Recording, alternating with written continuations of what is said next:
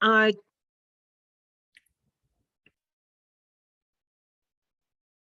Yes. I want to start off by thanking you, Mdu's been amazingly supportive and helpful, and really, I said to him I need him to hold my hand, but he's vanished into another room, but he's there metaphorically. The other person I really need to thank is my son, Daniel. He came with me, we together went on the March of the Living, and I don't think I could have gone into a death camp without him. He's also followed through. A lot of the photographs are taken by him.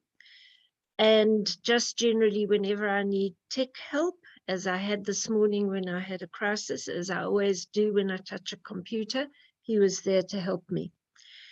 The photographs generally are taken either by Daniel or from a booklet from the American Jewish Committee. And so they're not perfect, but they're the best that I could get to illustrate my point. And then there's another booklet published by the architects, and I used some of their images. So I'm not going to acknowledge each image as I get. Oh, and I discovered Google today, so that we've got one or two from Google. Why am I not getting anything? Oh dear. Oh, all this worked before, people. Here comes my helper. Why, if I press this, why is it not? Ah.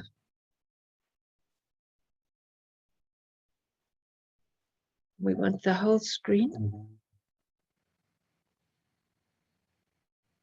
Thank you. Do we still keep this? Yes. Okay, that's fine. Thank you.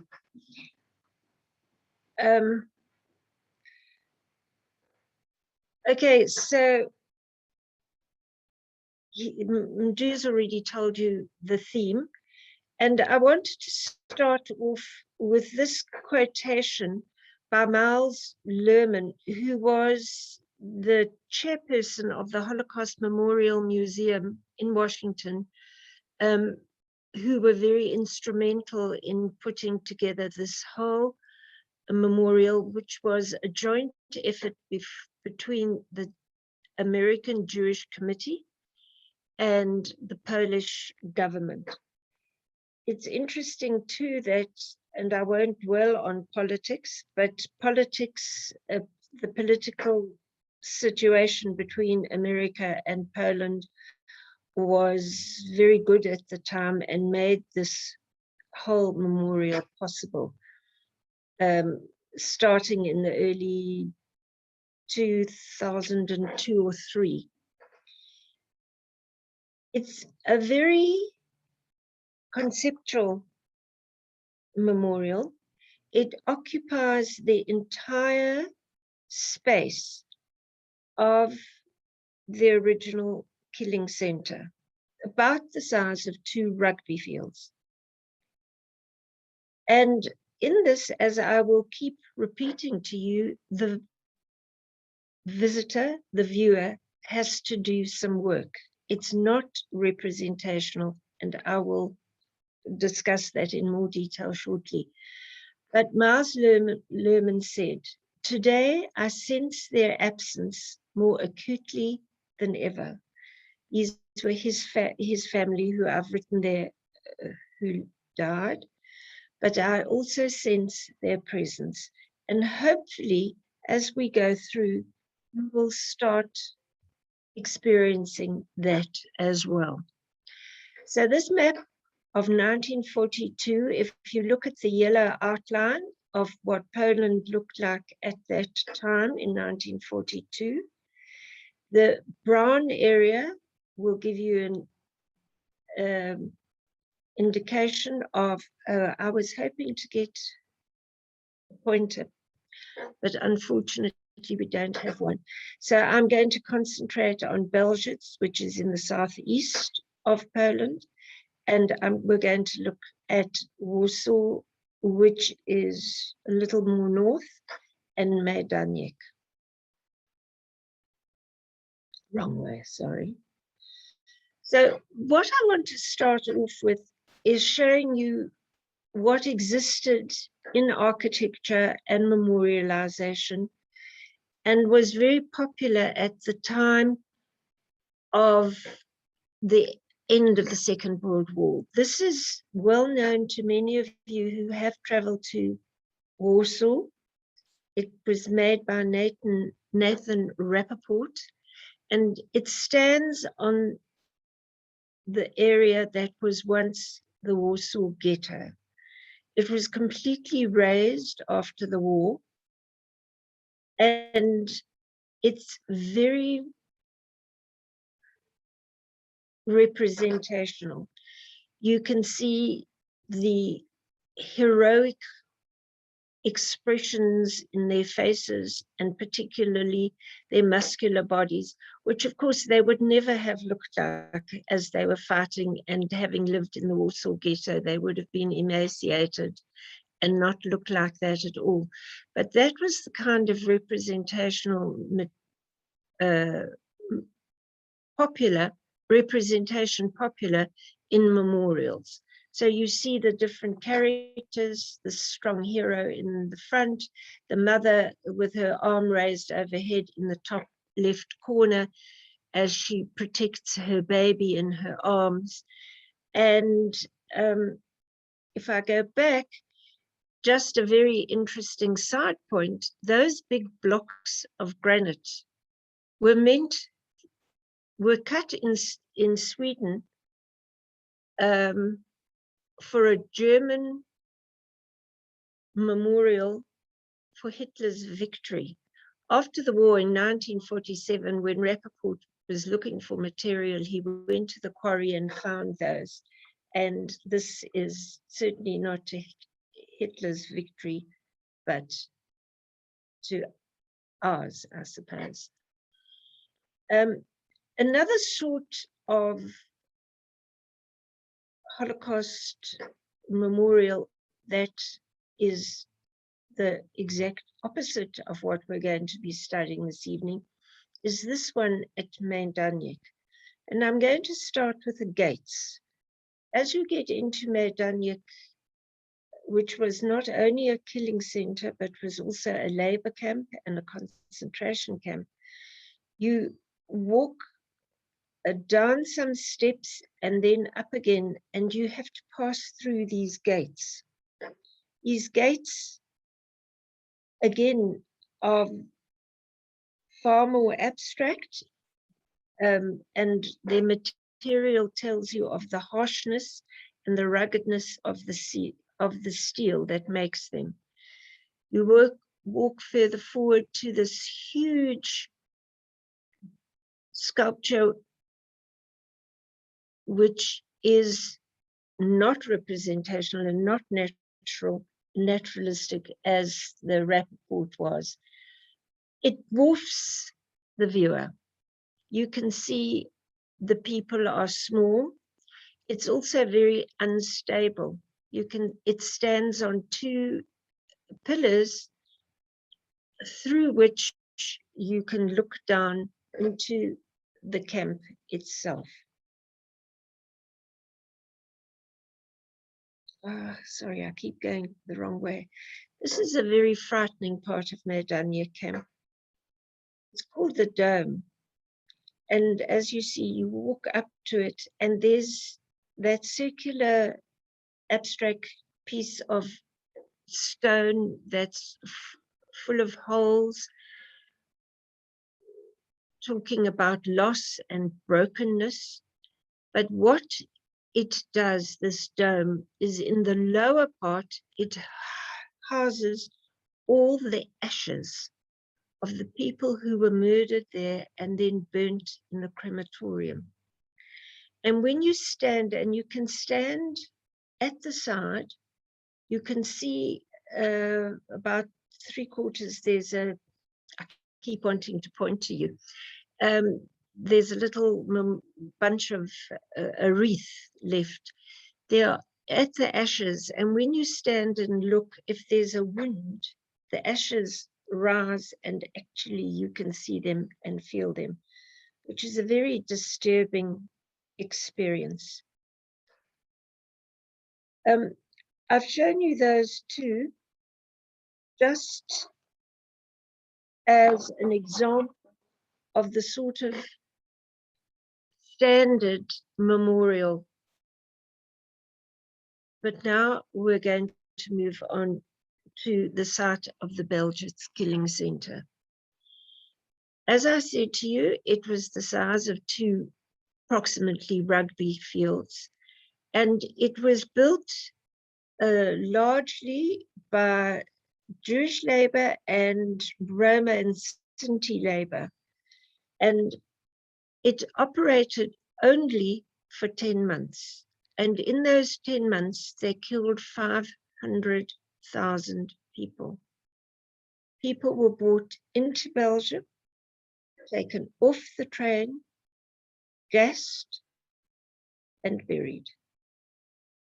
And when the whole event was over, the Nazis came in and they pulled everything down. They covered it with grass and more trees. When the Soviets took over Poland in the 80s, they put in this rather sad-looking memorial, which talks about lives lost, but doesn't talk about the fact that they were Jews who were killed here. It just talks about lives that were lost. And here too, as the text says below, which you can't see, it talks about how people have raided around the area and dug up the grass, looking for what they think is Jewish gold, hoping that because Jews were buried there, there must be gold. And then there are these few odd memorial, floral tributes. But years and years of neglect, and this is what it looked like before the Polish government and the American committee got together to build this new memorial. Here are two sketch images. We think that this one on the right, the more comprehensive one, was made by Rudolf Reeder. There were only apparently 5 people who survived. 3, well, they survived the first lot of killing, but 3 were found when they escaped and brought back and killed. And 2 really survived, and one of them was a man called Rudolf Reeder, who wrote an account of the process of killing there. So can I please direct you to your eyes to the one on the right, which is in more detail, and you'll see the rough shape. In the corners, it says, bottom left, it says forest, so it will indicate what they built around it to hide it. And then the perimeter fence, which is not strictly square. If you take your eye up 3/4 to the right-hand side, you'll see rail spur. And that was the railway line that brought the people in from Southeast Galicia, where following the so-called final solution and the action to kill people by means of gas, people were brought in from towns and villages in the area by rail.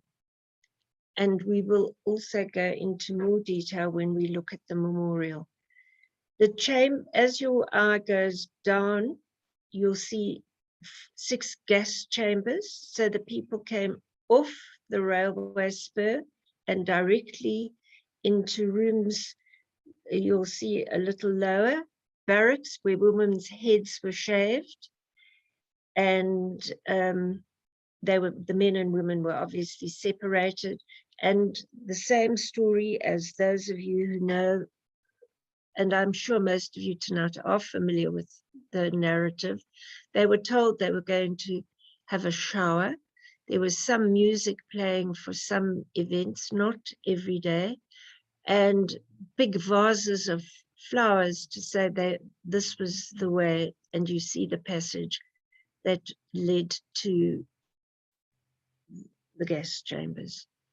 People were not cremated or incinerated, but you'll see there the graves on both sides of the gas chambers.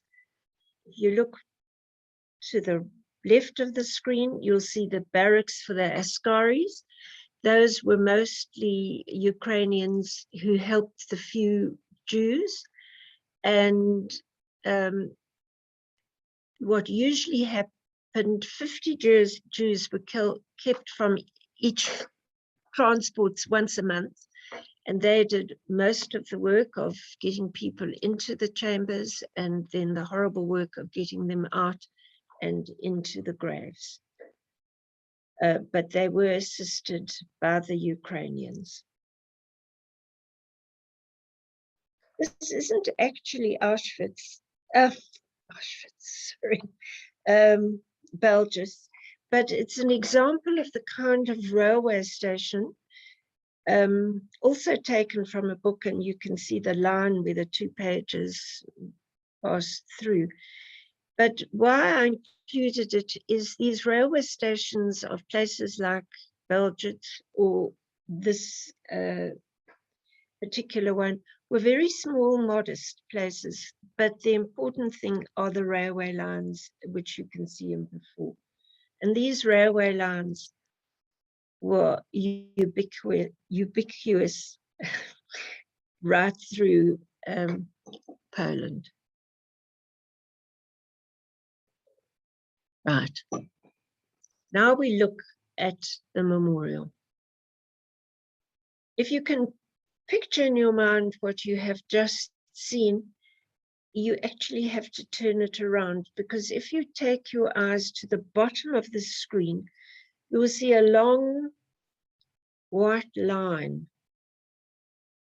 To the right, we'll go into more detail later, but this just gives you an idea of the vastness of the place that occupies the entire area.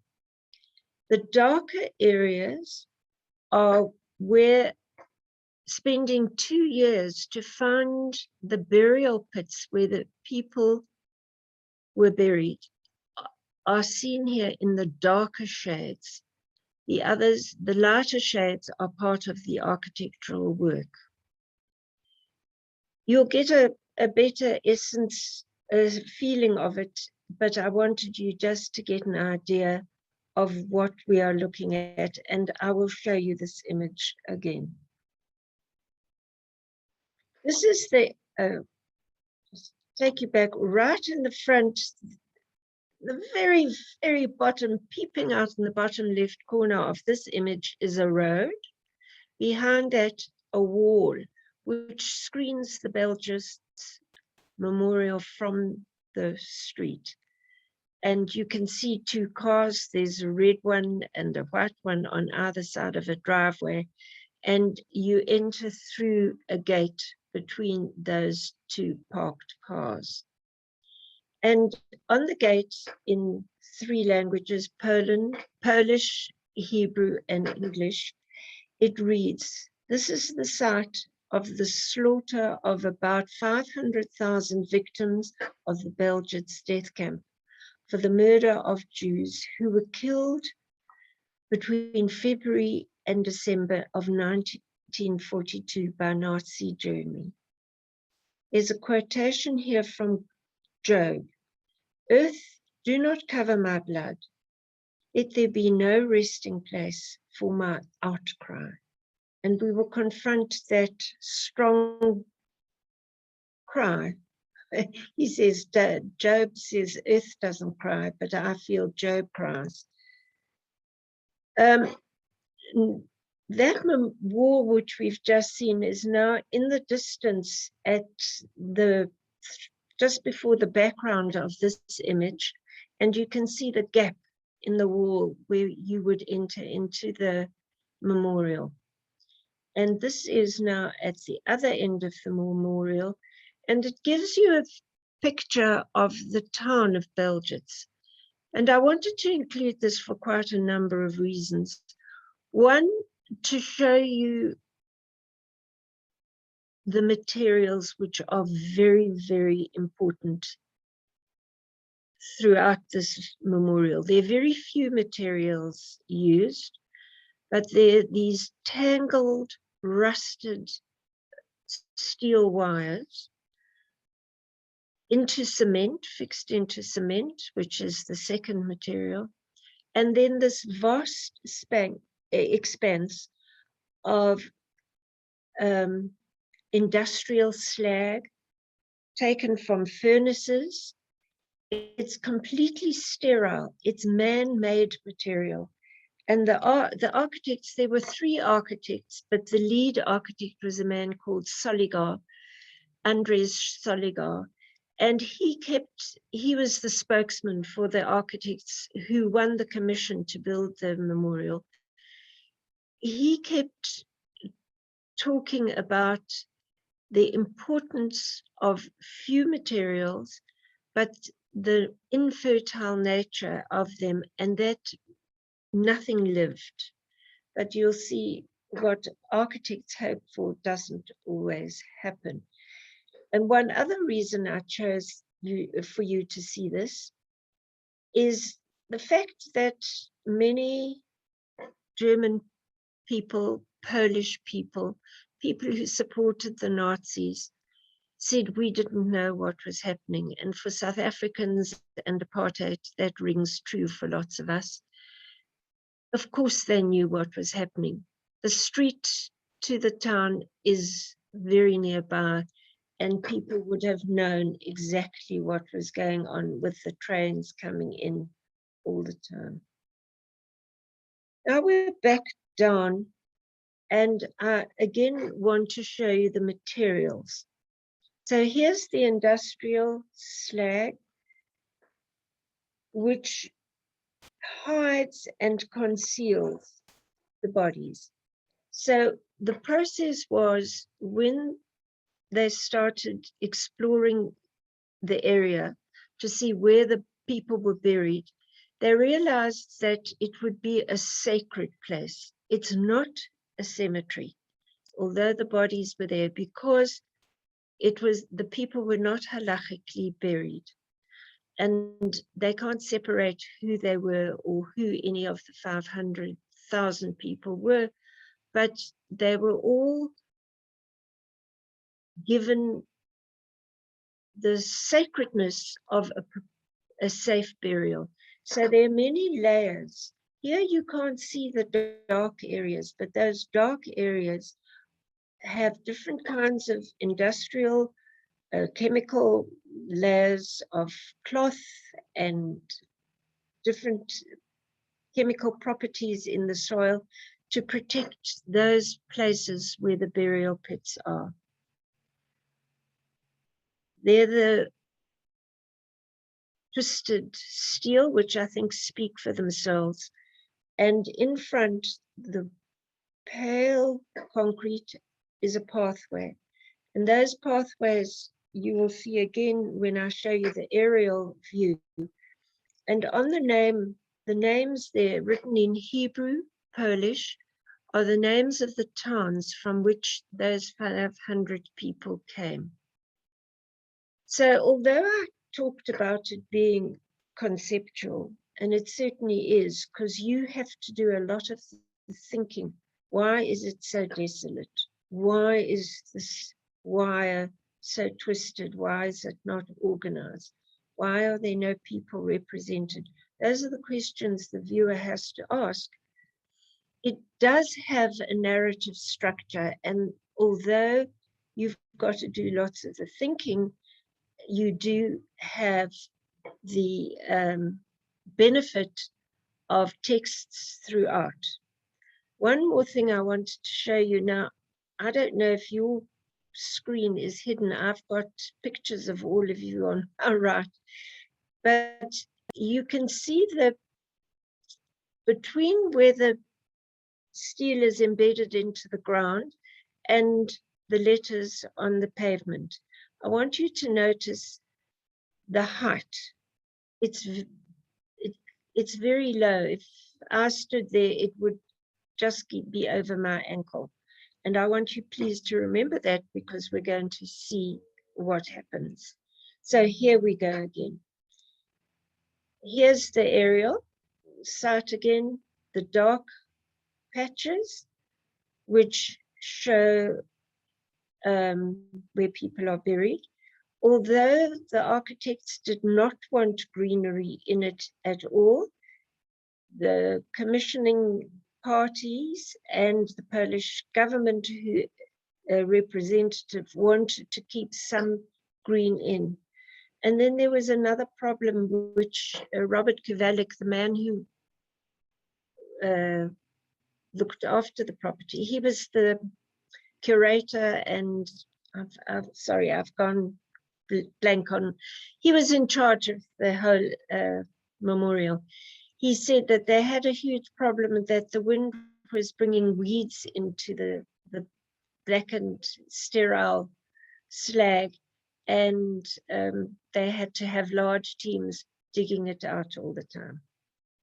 So number one is the fence, which we saw in Reader's and in the other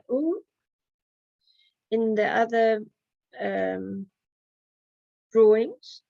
So that's the mesh fence which demarcates the site of the original campsite.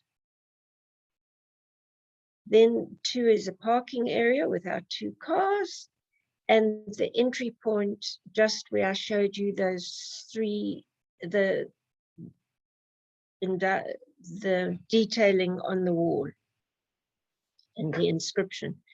Here, if you don't have any knowledge of Holocaust and you need to learn, or you just want to know, is a very instructive museum.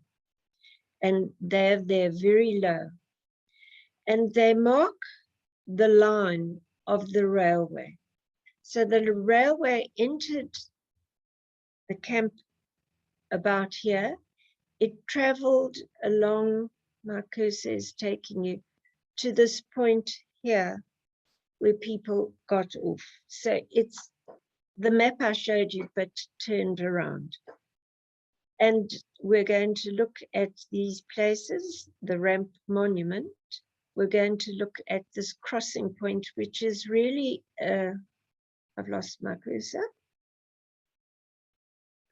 That red area is called the crossing point, and the only color in the entire memorial.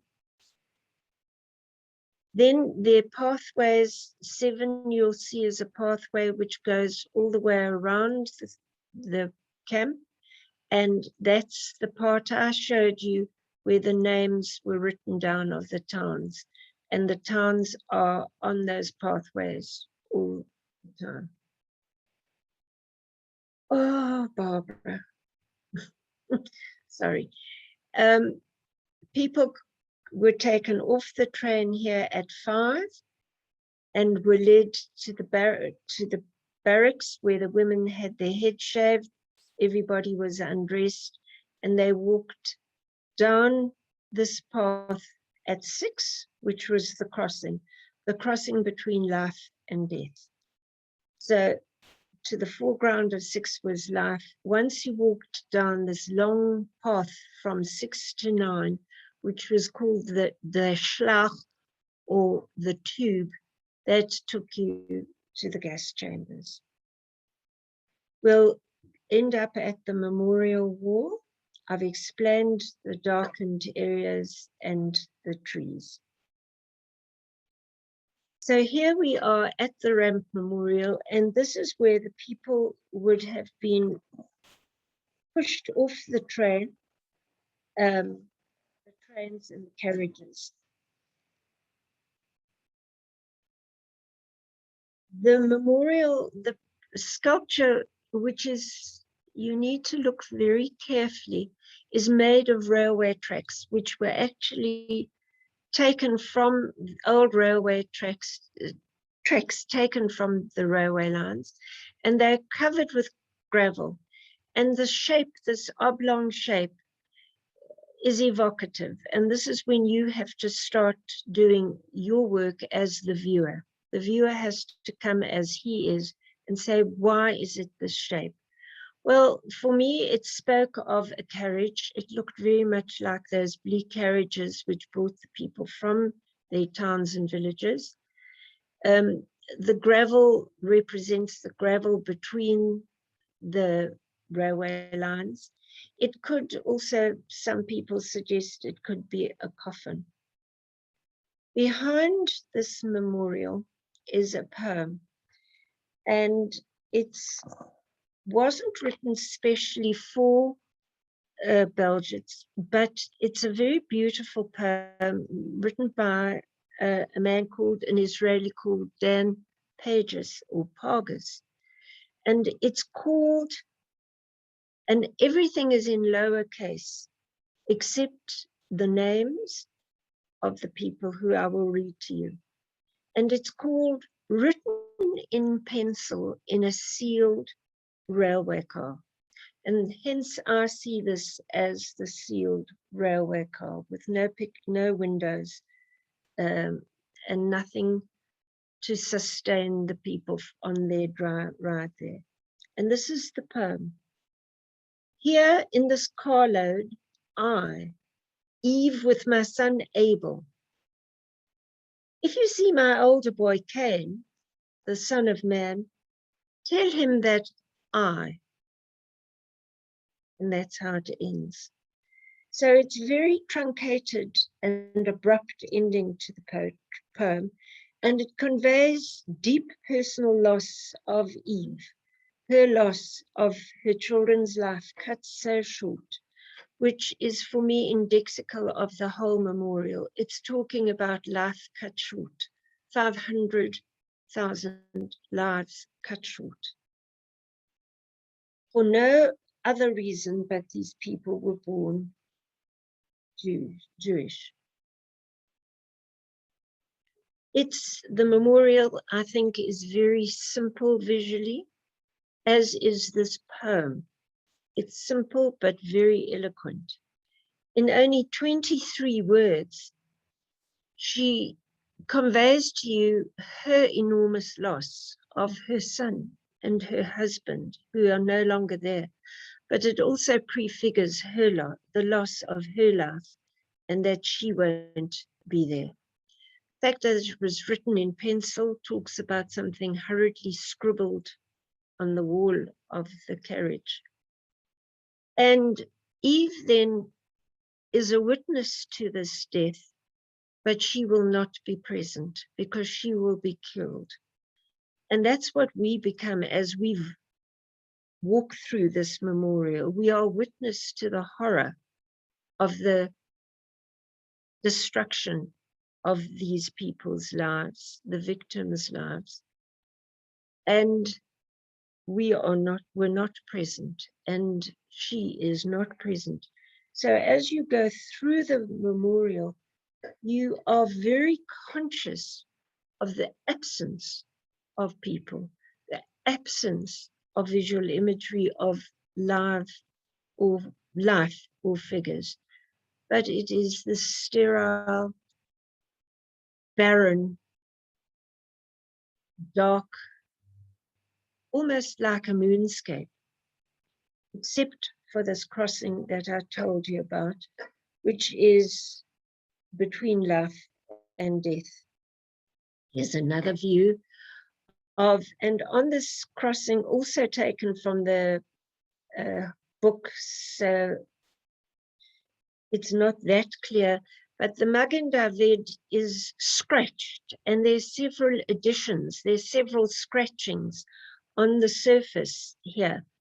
So it also talks of something hurried and something not clear and broken. It's not continuous, it's broken up. Just it's just noticed my attention here. You can see some of the lettering of the towns. What I said to you earlier that I wanted you to notice is as you get off the crossing as the viewer, I wanted you to notice how low the slag heap is. And the site of the camp was absolutely flat, but the architects and artists, they were both, created a slope and created this feeling of height. And part of the reason of creating the slope was to protect the burial pits so that the people could have been buried safely and never be disinterred again. And so you move from the crossing to this white path on the left-hand side of the screen, which is the walk that they would have made from the gas, towards the gas chambers, which would be midway of the slope. As you would walk down, you can see that people walked and the walls got higher and higher till they're many, many meters high. The very rough plastering, they mention it here on the picture, and you end up, the goal for the viewer and for the memorial as this what is what is called the memorial wall. Here are images of people beginning the walk, and you can see what I've tried to emphasize, how low the walk is. This was Martin the Living that actually Daniel and I and Tubby, that's an earring, not an earring.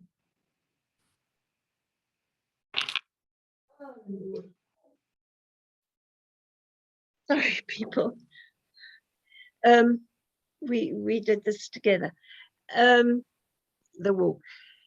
Even on a dull and rainy day, that white wall looks as if it's going to offer some relief, but let's see if it actually does. But the procession, the procession shows you how the walls, if you look 3/4 of the way back, you see how the walls are rising. And as the walls rise, that schlacht, that tube down which the victims walked, gets narrower and the walls become higher and very, very claustrophobic. Until you do arrive at this memorial wall. And here is an indication of a white wall. Again, it says, repeats about the Job's cry, and that there is no resting place, even though they are buried. I think the architects wanted us to know that we would like to think they're in peace, but this place, the memorial, is not a resting place. They are not very clear, but you did see in these cuts in the memorial wall here, for me indicate tears. And this writing, the texts are the same as in the entry gate. And we saw in the entry gate that the steel was deliberately weeping. It had dripped down the wall, which was the idea of this particular wall, that these long marks should represent tears or blood of the victims as they build down. The last thing that's important here on the right-hand side are these dark elements of the underside of the slope, which we've been looking at all the time. And it is the only place in the entire memorial where you can have some shade, where you can be sheltered from the rain, the sun. On the wall behind, which you can't see, are hundreds and hundreds of names. And the names of the people, for example, David would be David or David or Dovidal or David, different spellings and different ways, or Shmuel or Shlomo or Shalom. So different ways of writing the names, no surnames, because unusually for the Nazis, they didn't note the names of everybody who came. So there are numbers, but not individual names. So the names on this memorial, opposite the white memorial wall on the black wall, are just first names. From here, you can return down the path that you walked, or you can escape. So here are people at the bottom of the memorial wall, and you can go up the steps and leave the memorial that way and see the trees on the perimeter. And there's another image of the escape. My last image is, why do we have memorials? We have memorials for many reasons, but one of them is to remember. And as the Jewish people here tonight know, that you place a stone on a grave as a memorial, that you visited the grave, and the word is zachor, to remember. And I wanted to end this way. This is the memorial wall, that white wall, and she is placing a stone to remember those victims. And that, I hope, tells you something about Belzec's memorial site. And that's it. Thank you. Thank you, Barbara. Thank you very much for that wonderful presentation. Barbara, I'm just going to ask you to end your sharing, your screen sharing. So that red button at the top. Stop share. Stop share, yes. Yes. See, he knows me. Thank you. Thank you for that. That was amazing.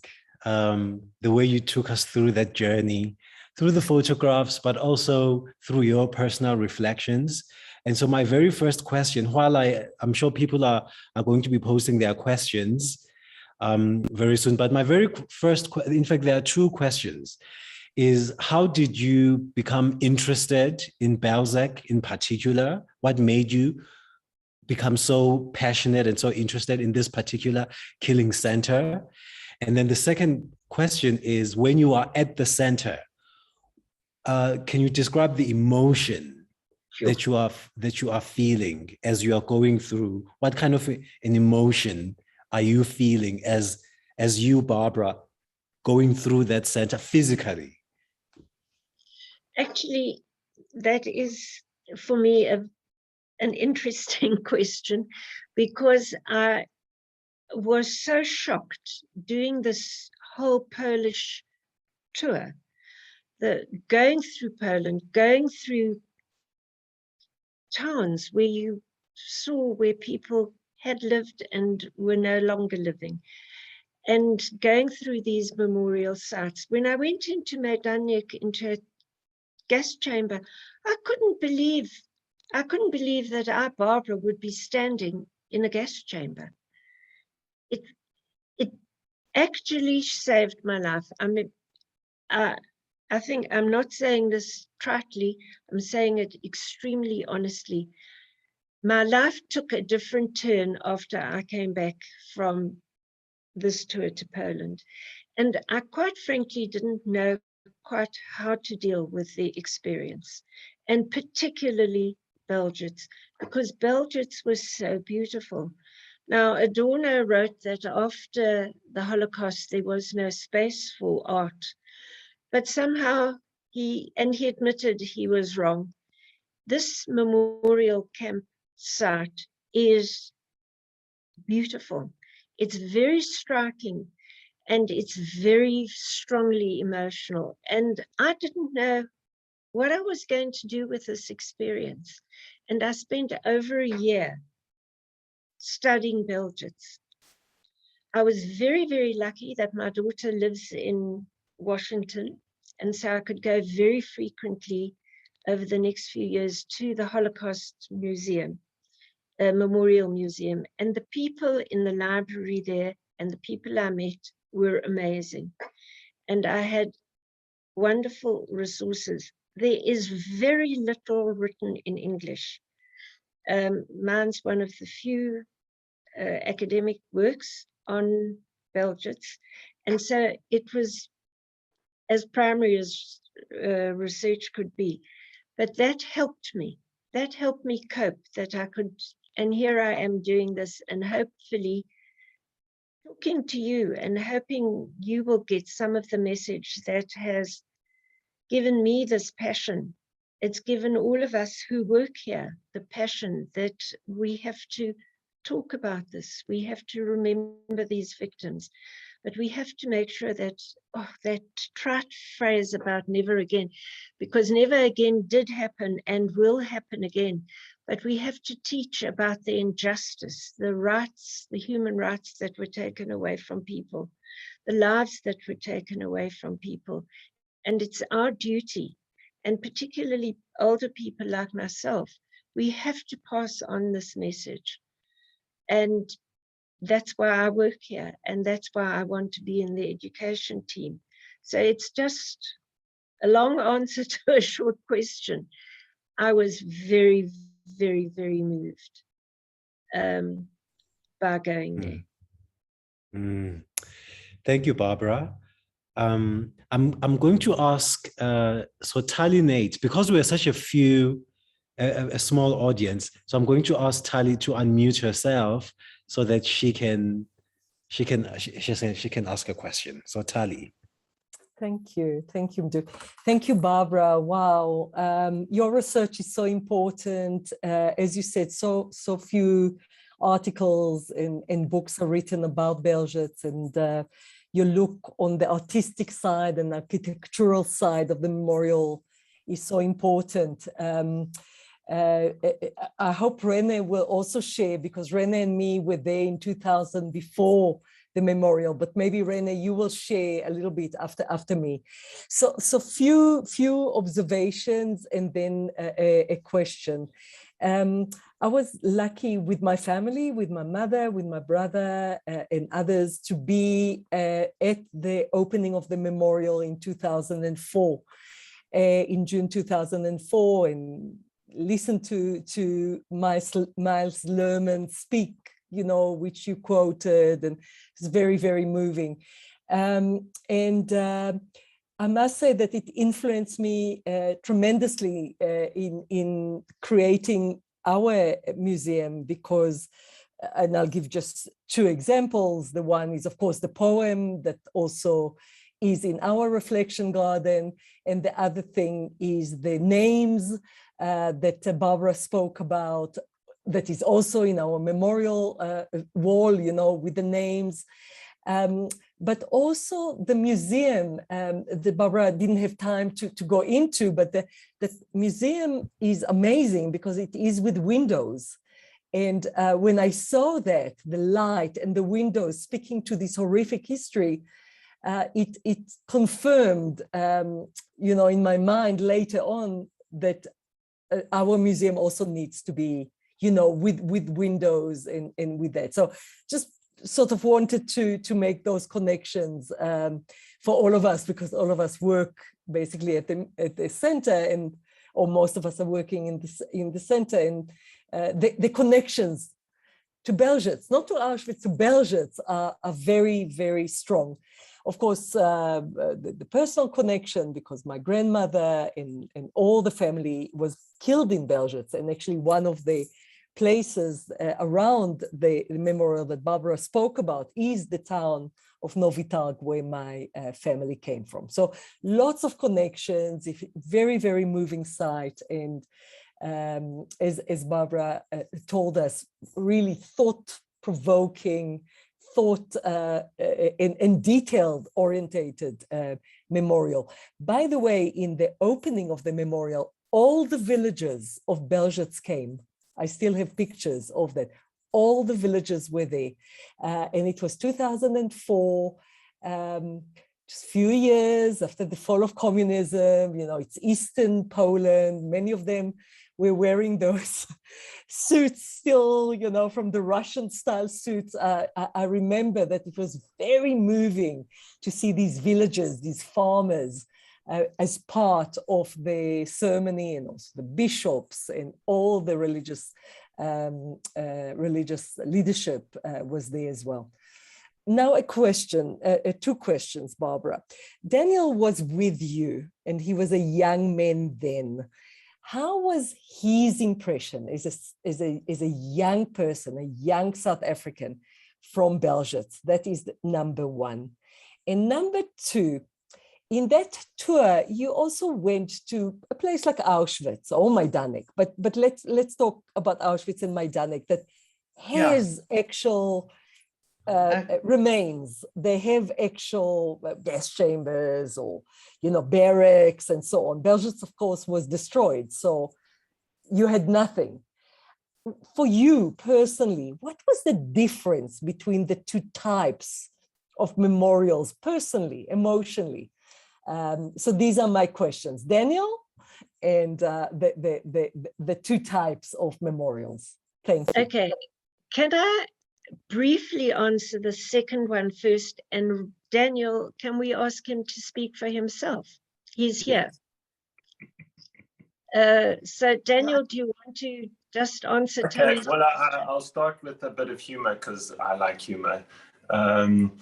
Actually, as you were writing, you'll see in the chat, I was writing a comment, but I had to rush it and couldn't review it or reread it because it was somewhat answering your very question. Sorry, I was looking in the wrong place. I'm not used to cameras. Well, there's so many things to say, Tali, and firstly, it's lovely to see you amidst the horror. You're always a beautiful presence. That sort of is a salve against such, like, words fail, horror. That's my daughter e-hagging me. The thing that I was just writing and I wanted to share is, firstly, if I digress, is what my mom has done, / the presenter has done, you know, not to make it personal in that sense, she's done so brilliantly, is to evoke the sense of the memorial as a viewer. And then to link back to what I wrote in the comment is, I mean, Auschwitz is horrifying. Auschwitz is you know, the symbol, but Belzec is the emotional impact that is, you wish more people would spend time at Belzec than at Auschwitz. And that sounds really crass. I don't mean it in a crass sense, but in an emotional sense, because Auschwitz is intellectual and Belzec hits you in the heart because it just projects the horror. And I actually was helping my mom today with just a little bit of formatting with the presentation, but what strikes me is a slide that's missing is the plants that grow in the slag and in the moonscape. I also just, not ironic, it's interesting, I also described it as a moonscape, is that you stand there, and we went on a rainy day, and you stand there amidst this horrible barrenness. And although I have to, as a quick aside and a bit of humor, is I wonder under the new regime of wokeness if barrenness is an allowed term. But moving on, is it's just so lifeless and cruel. And then beyond it all, there's a green plant that pokes its way out of these moon rocks. And to me, it evokes, again, more the emotion than the intellect March of the Living. So March of the Living is theoretically at Auschwitz. And look, I'm not speaking as an expert, I'm speaking as an experiencee, that Auschwitz is very intellectual, but what you see there is you see this sprout of green amidst this horror, and you know they're dead bodies of 500,000 people beneath you. And you see life is back, which to me is what I always loved about March of the Living. In that it's a statement of triumph, of life over death, of the triumph of the positive human spirit, which feels quite lacking at the moment amidst the power of human hatred. And since I've got the floor, I'm going to take it. I say to Leah, I say often, the only positive I see in this time we're living through is that it makes one understand that actually 1930 was possible. Because when I learned and lived, as a 1980s student and learned about the 1930s, you think, how the fuck, and I'm swearing on purpose, could this be possible? But now we're living through it. We're like living through it every day, where it's lies, mistruth, hatred on both sides have become the normal. And so to link it back to where I took the digression is you stand there in this horror and you see life. And that's pretty powerful. And to go back to my other point is Belzec's memorial is so emotional because it just grabs you in the heart and it grabs you in the body. And I think that really hurts for all of us because we want to process the Holocaust through our minds where it's easier and less impactful. And Belzec grabs you in the places you don't want to be grabbed. And it's, I don't know if I've answered your question, Tali, but it's not necessarily as a young man. When I went there, and Leah, who's now almost 16, she was in the womb back then. It's not through my progression as a growth of a progression of life as a human being. It's almost timeless, so which is a different answer to your question. It almost it's almost a slap into your question, which is not meant. It's that it's just so timeless, and like you can just never forget. You spoke about that separately. I don't mean it in that way. I mean it in the sense of it's so harrowing and so impactful. It changes you. And also, I know everyone wants me to probably stop talking, but the last thing I'll say is it links to Maidanek, where you see that ash heap that blows in the wind, that sort of commodifies to absolute nothingness the deaths of so many people. And then we went, I don't know if you remember, Tali, because you've probably done it so often, we went to Maidanek first. So it was the first, most impactful of the horror. And we sort of ended up in the gas chamber, which my mom referenced. And you see, the thing I've never forgot is the nail marks on the roof.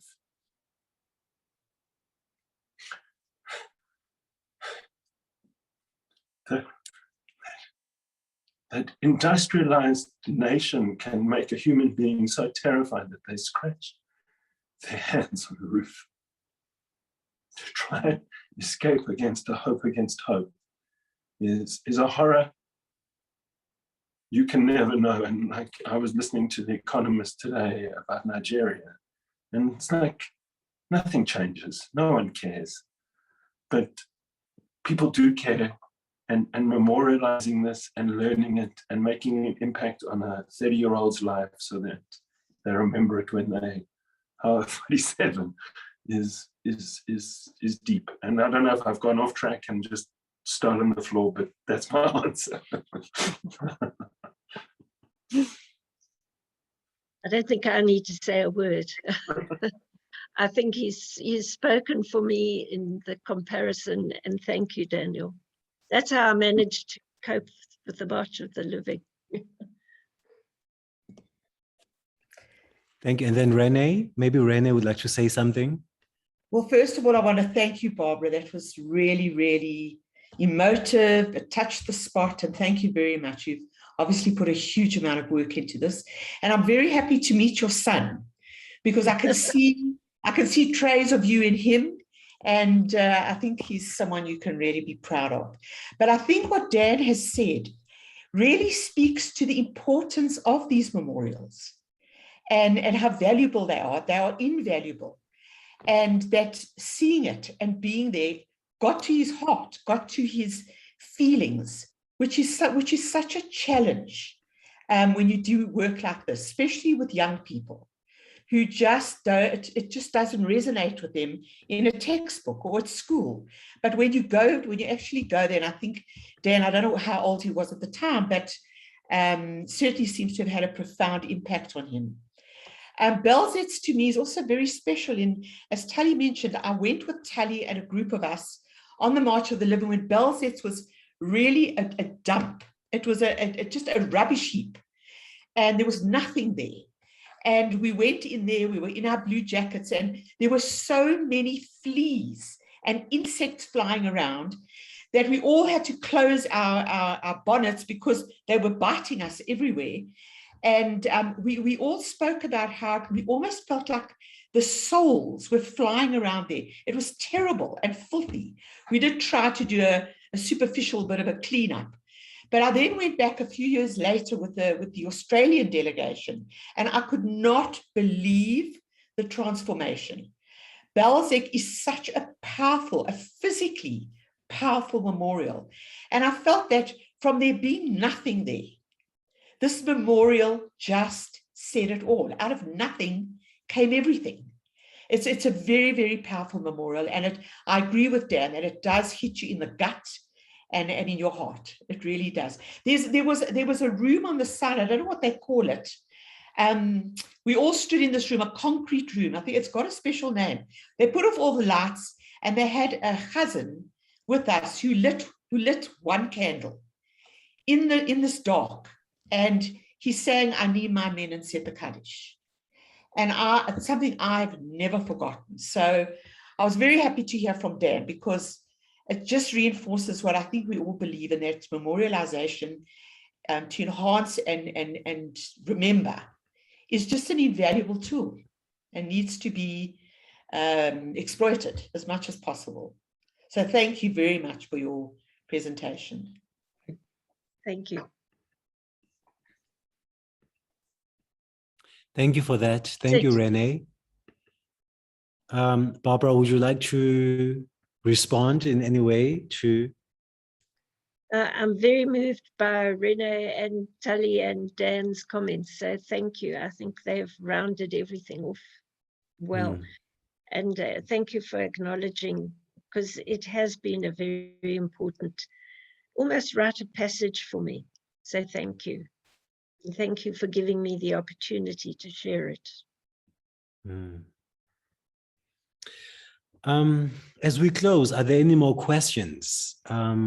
I see Beth, who's joining us from the US, was just saying, thank you to you, Dan, for your emotion and your eloquence. From the US, thank you very much for that.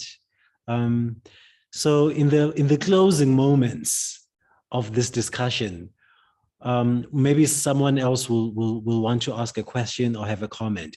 Closing remarks. Barbara, is there anything you'd like to say in closing? I think I've become very emotional too. And, you know, I wrote 27 pages and tried to hurry it all through, but I'm pleased I got some of it through to you, and thank you all for being here. And that's it. And go and enjoy your dinner and your evening. And we're lucky to be here.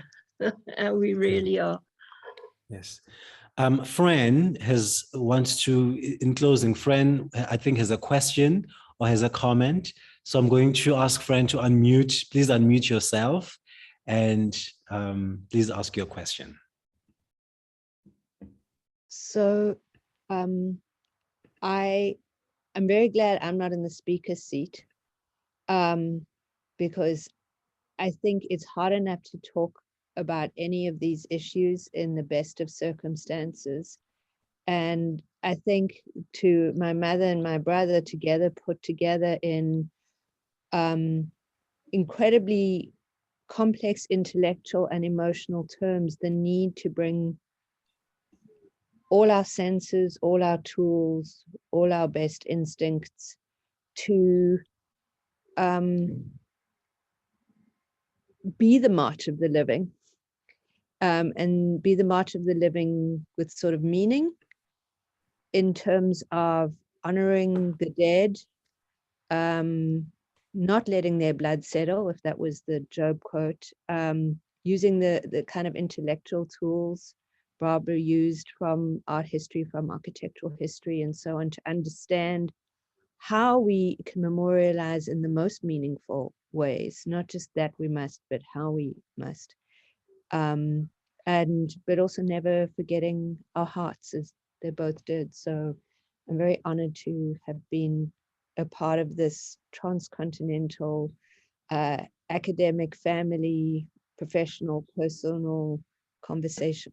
I'm very proud of my family members for offering us all as witnesses the opportunity to be witnesses on this journey. Thank you. Thank you. Now you've met two of my children and you can see two others. Wow. Thank you. If there are any more, I don't think there are any more questions or comments.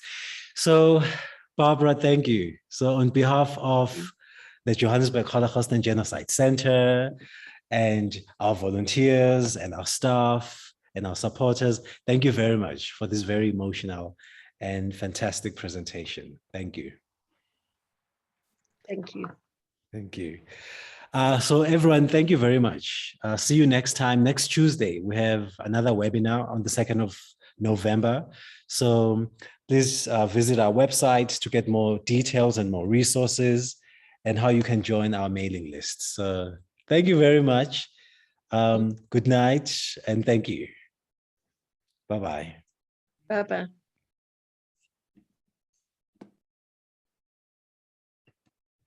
Can I leave?